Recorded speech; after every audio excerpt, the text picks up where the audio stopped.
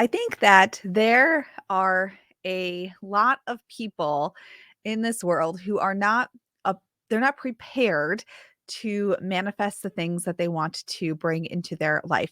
They aren't prepared to let go of who they were, to be a different person who accepts into their life the thing that they desire. And the reason for that is because it's very uncomfortable to be somebody new. It's very uncomfortable to change something about yourself or your life to receive in something you don't already have. The more action you take to be that person, to embody the energy of the person who has what you want to have, the more action you take, the greater your shadows will be. And it takes a person who has the tools to see that, to do shadow work, to embrace what is coming and look at their shadow as sacred to align to the life they desire to be living. And that's what we're talking about on today's episode of the Expedition to Soul podcast. If the word witch makes you feel full of power and excitement, if you love personal development but loathe boring love and light conversation, if a sexy combo of witchery and inner work piques your interest, you're in the right place. Welcome home, Magic Maker, and welcome to Expedition to Soul, the podcast brought to you by the Sisters Enchanted. Hello, everybody. Sarah here from the Sisters Enchanted. I am excited to talk to you today about life alignment, manifestation, energetic expansion, and shadows. And all of this goes together hand in hand. Now, this is a timely topic for me as I just spent time with a whole bunch of family members. Everybody sort of converged and had a little bit of a family reunion on my maternal side. Not quite everybody was there, but a whole bunch of us. And it's always so interesting to me as a person who does the work of inner healing and has a nature spirituality practice and does shadow work to witness other people and how their shadows show up for them, particularly when other people are around and when other people are influencing the energy of a room. And there are so many ways that we sabotage ourselves because we are in a constriction sort of energy, or we're just afraid to try something new, or we don't believe in ourselves that we can be a different way, or we take the things that are weaknesses about us and then allow them to mean something. So, for example, I am a person who is I tend to be very cluttered. I move really fast. I have 100 ideas before most people are awake for the day, and that influences the cluttered life that I live because I'll start doing one thing and then I'm like, "Oh, brilliant idea. Let's go do this and let's go do this." And that's very much a weakness of mine. Like, I could definitely look at that and say, "Why don't other people live this way? Like, how do other people just have these clean houses and they don't have stuff everywhere and they don't forget about the bill that's sitting in the pile of a bunch of papers that you put, someplace safe so you wouldn't forget about it. And then lo and behold, you forget about it." And I could easily say, well, it's because of those things that I can't do X, Y, and Z. However, in doing shadow work and looking at who I want to be, who I desire to be, I use that same element that makes me a bit distractible and cluttered and forgetful. I use that same energy to make me successful because I do move fast and I'm a person who doesn't really worry too much about the worst thing that could happen, like I don't get stuck in negative thought spirals and loops because I use that same weakness as a strength to have an idea and take an action and then see where I land. So we can get in these positions where we look at our weaknesses and then we let them mean so much about us that we get stuck in sabotage. We become very comfortable and familiar with who we are uh, in this current stage of life. So that when we want something different, when we want a different life for ourselves or a different relationship, or we want our houses to be different or our finances to be different or our health to be different or whatever it is, we're so comfortable with who we are in our weaknesses that we hold ourselves back and we shrink our energy Because the minute we start to take action, our shadows show up and remind us of these weaknesses, remind us of all the other times we failed, remind us of the shame that we hold. So, the path forward, the path to expansion, the path to manifestation really is being able to stand in your shadow, make your shadow sacred, get very comfortable with it as you take action to embody a different essence, to look at your weaknesses and harness them as your strengths, because there is a strength in there. The more action you take in your life to do something different, like if you want to, get your health sorted because you just had some blood work and, it wasn't good, and you want to live a long time for your family, and you want to go on adventures, and you want to see the world, and you just want to be able to live. Well, when you start to eat differently, it's going to feel uncomfortable because you might not be used to eating certain foods, or you might not be used to buying certain things at the grocery store, or you don't know how to read a nutrition label because you've never stopped to do it before. And then your shadow pops up and says, well, you're not smart enough for this. You don't have enough time for this. You're not a good enough cook for this. You're not organized enough for this. You never follow through. And then because your shadow starts to do its song and dance, you fall right back into the same old behavior, same old patterns, shrinking your energy instead of expanding your energy. So it's the people who really have the ability, the tools in their toolkit to stand in their shadow, to look at that as a sacred moment of learning, of expansion.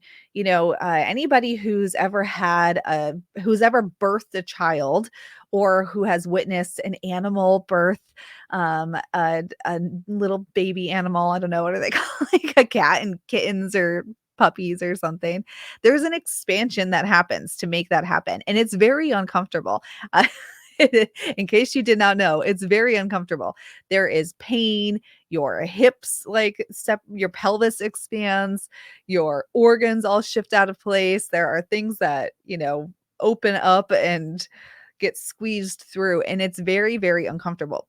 Birthing a new version of you is going to feel uncomfortable. It might feel like dying. It might feel like there's no way you're going to get on the other side of this. I remember when I was having my daughter, I was trying for a natural home. Well, birth is natural. Medicated is still natural, but a unmedicated, I'll say, home birth. And I ended up in the hospital. It's a long story, but that's not what we're here for. But during all of that, I went like 30 hours at home laboring. And the affirmation I would actually say, I had all these beautiful affirmations prepared and these visualizations of like flowers opening. Well, when push came to shove, I literally closed my eyes and said, I am not dying. I am not dying. I am not dying. I am not dying. And just repeated it over and over and over again, because there was a piece of me that knew if I was dying, my midwives would have done something, like they would have transferred me, which they ended up doing when, things went sideways. And so it was that feeling, like it was such a pain though, and such a certainty that I would not make it through, that I had to tell myself, I am not dying. I am not dying. And when you are expanding into a new version of yourself and it becomes uncomfortable and your shadows start to show themselves, you have to remind yourself that you are going to be okay, that you've done hard things before and you will do more hard things in your life, that you can be the person that you want to be. You can live the life you want to live. You can feel the way you want to feel, and remind yourself that you are not dying, and you can muster up the energy to expand and keep birthing this new version of yourself. We have we call it our life alignment quiz here, and it's a series of questions, and through 5 different areas you get a result, and the results are they relate to you shrinking your energy, which means you're actively making your energy small in an area. You're negotiating your energy. So you're starting to like maybe get some confidence in growing. You're maintaining your energy. So like you feel good, but there's some hesitancy to feel great. And then expanding your energy. And that's where you're radiating out your energy, and you're receiving, and you're confidently receiving. And the thing about expanding energy though, when you're expanding energy, think of like the sun rays, right? And they reach us here on Earth and they warm our planet and they grow the sun, helps grow our trees and whatever, science stuff that I'm probably describing very incorrectly. But when you're expanding your energy, that is actually when you have the capacity to help other people who need your support. If you are in a shrinking or negotiating energy, you definitely do not have the capacity to support other people, to be there for them, to provide for them without resentment, without shame, without guilt, without anger, without numbing out and getting distracted on social media. And if you're a tarot card user or you love crystals, just using those as tools for distraction instead of actually using them as these spiritual catalysts to grow in your life. So when you are shrinking or negotiating your energy, I find too that those are the people who have the most negativity in their life. They're the people who have the family drama, who have folks around them who really need support, but these people aren't really able to even support themselves. So they're really, really burning themselves out and running the well dry, trying to support other people when they don't have the energetic capacity for it. And then that distracts them and takes them further away from living the life they want to live. When you're maintaining your energy, you have some more of that. That's kind of your like person. Life is good. Life is generally good. They answer the phone when someone needs help. But that expanding energy, that's when you can care for yourself and you have room to give to others. I mentioned that I was just on this trip. It was a little bit of a family reunion. And I am a mom to two kids who we homeschool, and my kids are both have learning differences. They are 7 and 10 years old, so they're young. Getting older now though. My 10-year-old, right? It's getting older definitely, but still like they're young kids. And I'm married. I own this is like I operate and own the Sisters Enchanted, which is a full-time job, and all of the community support and elements and teaching and creation that comes with that. So it's a lot of idea generation, creation, connection. Like there's a lot of energetic output in what I do here at the Sisters Enchanted. I also am the point person for my two grandparents who are aging up. My grandmother just turned 86. My grandfather will be 88 in October, and he has dementia, which is a whole interesting thing. On this trip, he tried to set me up with my husband, which was hilarious. He did not remember that we were married or even knew each other. But he was talking to my husband, and he's like, "Yeah, well, I really like you. Have you met my brunette friend?" And tried to set us up, which I thought was, very loving and delightful and sad and funny all at the same time.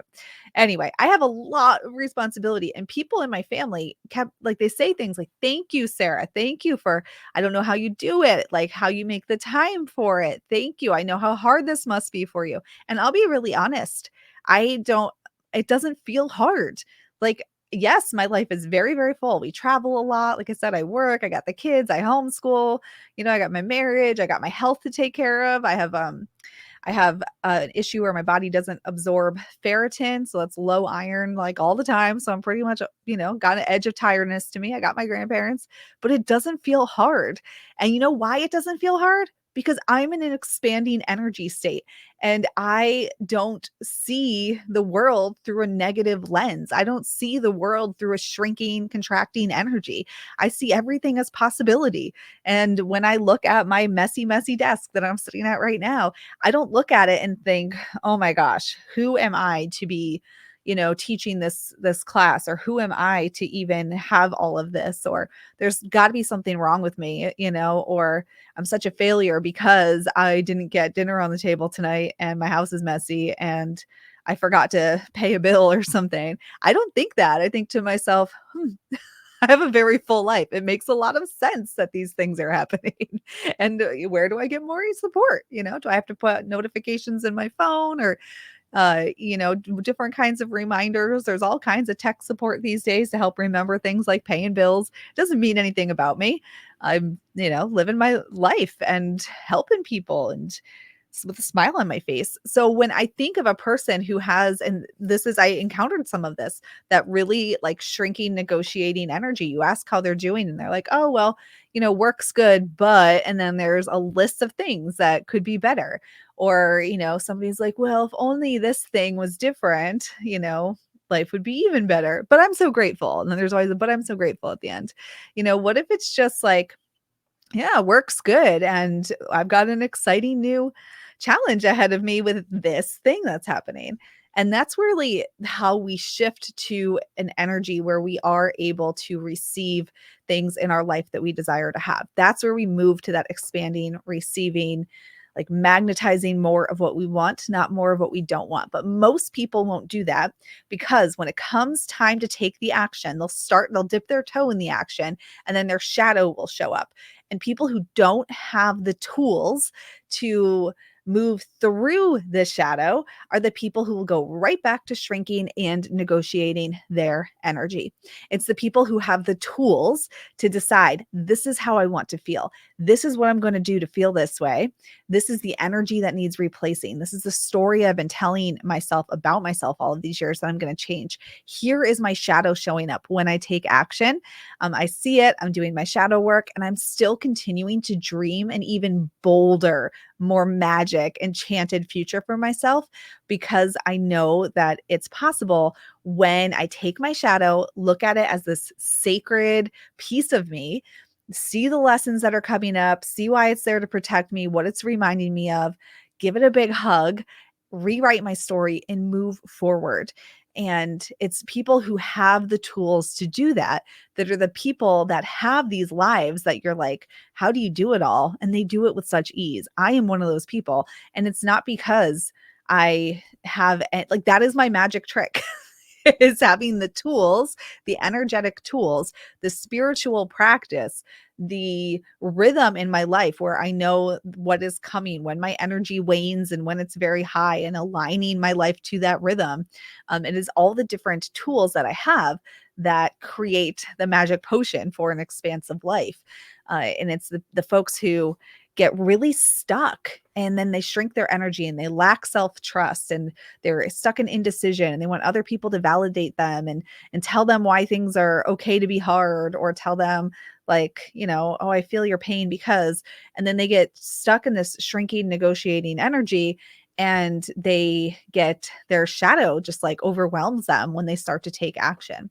Another example of this would be like somebody who is in a marriage that doesn't feel super great, and maybe they desire more of the sexy time in their marriage, or they desire different kinds of conversations, or like more being witnessed in their marriage, more emotional connection, less time on the sofa, more time out on the town, whatever it is. And so we've all been there in a situation where we say, well, today is the day that I'm not going to yell about something, or I'm not going to give the cold shoulder, or I'm going to start the conversation, or I'm going to speak up, or I'm going to make the advance, or whatever it is.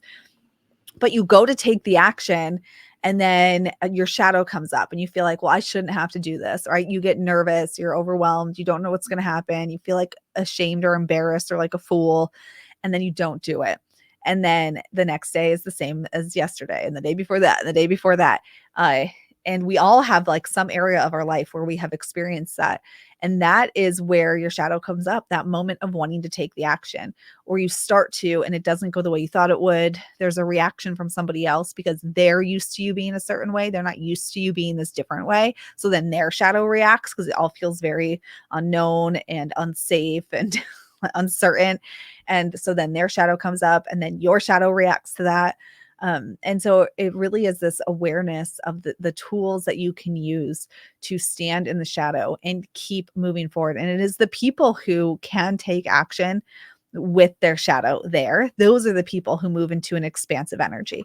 And so how do you do that? Well, we've got some tools for you. We've got our life alignment quiz, which will help identify where you are shrinking, negotiating, maintaining, expanding your energy. We do have that for you. We've got our expansion archetypes material, which can help you see where you're sabotaging right now.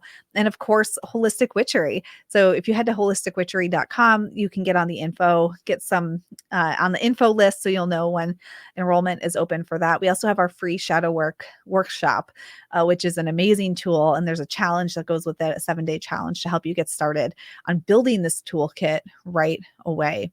So no more shrinking your energy, y'all. No more negotiating. Let's just maintain and then expand. So the first thing I would do is take our life alignment quiz. It's free. You'll get your result right away. And then once you do that, you'll know which areas to focus on first. All right. Well, cheers to expanding our energy. Thank you all for being here, being part of the Sisters Enchanted family. If you love the podcast, be sure to leave it a review. That helps us out a lot as a small business. Spread the word and let's all the technology powers that be know that people want to hear what it is we're talking about here and spread the word that way.